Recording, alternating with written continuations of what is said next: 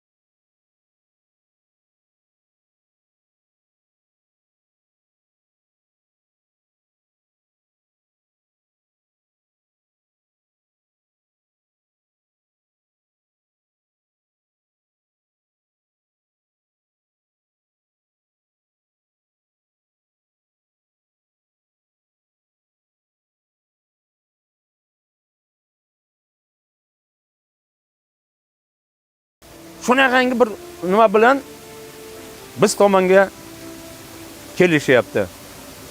Shunda men yigitlarga to'xtanglar. Nima bo'lsa bo'lsin, bizdan hech narsa chiqmasin. Kesin. Bir 50 metrlar qolganda to'xtatishib bitta vakil keldi, chaqirdik. Shunda qirg'izlardan kelgan vakil, to'xtanglar. Mana o'zbeklar bizning hovlimizga qarayapti, molimizga qarayapti. Qanday qilib bularga urush qilamiz? Qanday qilib bulardan biz anaqa qurol bilan chiqamiz?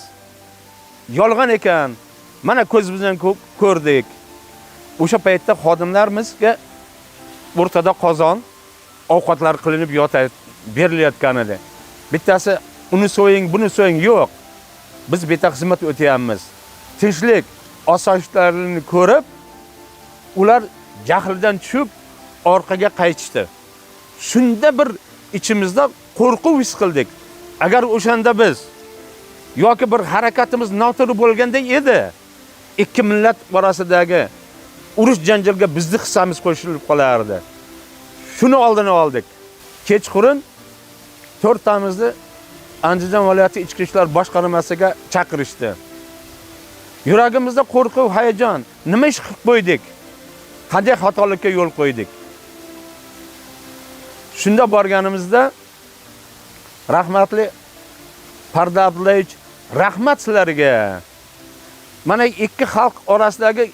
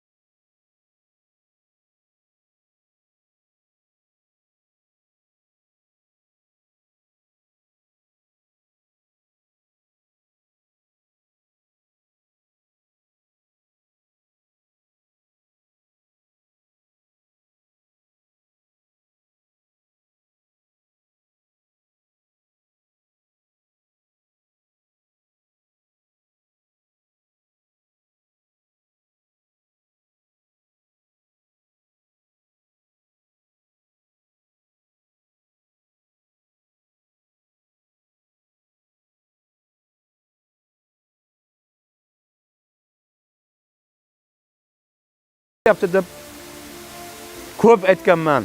Bu O'zbekiston fuqarolari Andijondagi yashayotganlar bizga qarshi emas fuqarolar. Kunlarning birida shunday voqea bo'ldiki, ko'z oldimizda chegarada xizmat qilayotganimizda 2 yosh bola, 9-sinf o'quvchisi. O'sha o'zgandan ekan, o'zgan voqealarni gapirib berdi. Ota-onasini ko'zlarining oldida o'ldirganliklari. Shunday otdagi odamlar kimligini bilmaydi.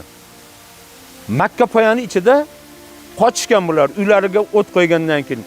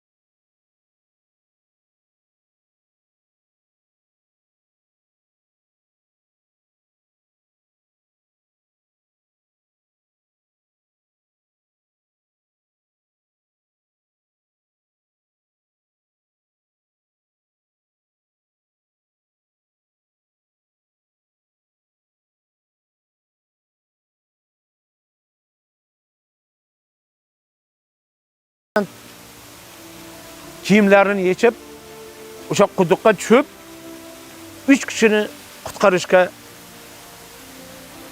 erishadi. Suvni tagidan haligi. Endi ertagi gaz bularni nimasini olib qo'ygan edi.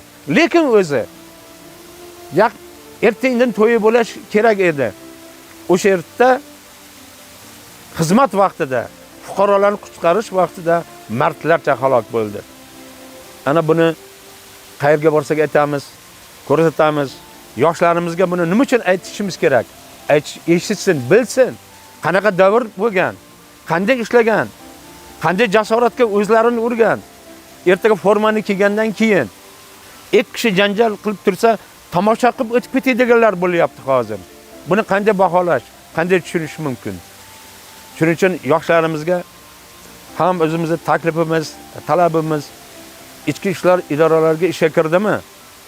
Oxirigacha prezidentimizga, xalqimizga sadoqat bilan xizmat qilish kerak. Bu sadoqatning tagida halol mehnat yotibdi. Agar halol mehnat qilib, mana shu ichki ishlar organlariga kirib oxirgacha polkovnik, general bo'lguncha xizmat qilsalar, ana undan keyin vatan qadrlaydi, yurt qadrlaydi. El yurt ichki ishlar organlarida xizmat qilish qanday sharafli, qanday mashaqqatli ekanligini tushunib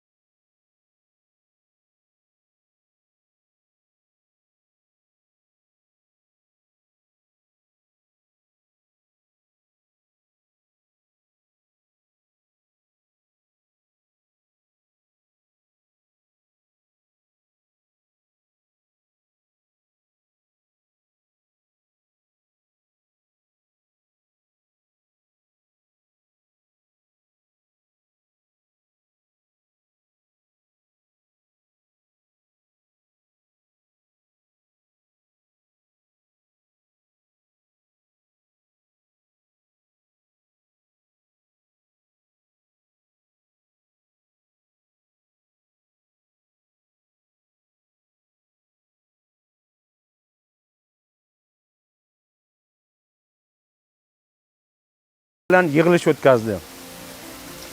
Nima bo'ldi bu Gulistonga, Sirdaryoga nima bo'ldi degan, nega shunday ahvol degan savol bilan yonib kuyib Zokirjon Almatovich gapirdilar. Shunda har bir xodimingiz oddiy ichki ishlar organidan tortib to polkovnikgacha qulog'ingizga quyib oling. Jinoyatchilarga sherik bo'lish kerak emas.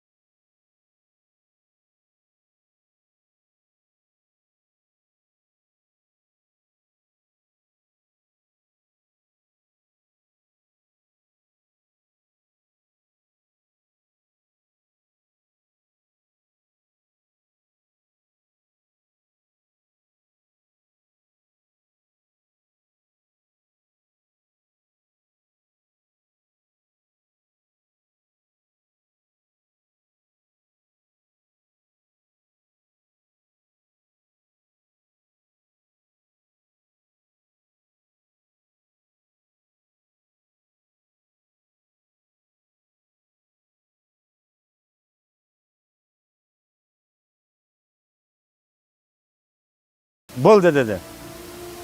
Biz endi shunday qilib moyni berdi. Men rahmdillik qilib o'sha ayolni ish joyiga qaytardim. Ne ko'z bilan qarayki 2 kun 3 kun ichida bozorda olaman to'polon hammasi militsiyaga qarshi mana bizni moylarimizni qilmagan ishlarni qilib olib beryapti, boshqa qilyapti degan fikrdagi 5-6 ta o'sha moyni o'g'irlab qayerdandir qing'ir yo'llar bilan olib kelib sotayotganlar guruhi norozilik harakatini boshladi. Shundan keyin tezkor xodimlar o'sha ayol bilan ishlashga maxsus topshiriq oldilar. Mana shu topshiriq davomida shu narsa aniqlandiki, u ayol o'zi Bekobodda yashar ekan. Bekoboddan kelib, moy olib kelib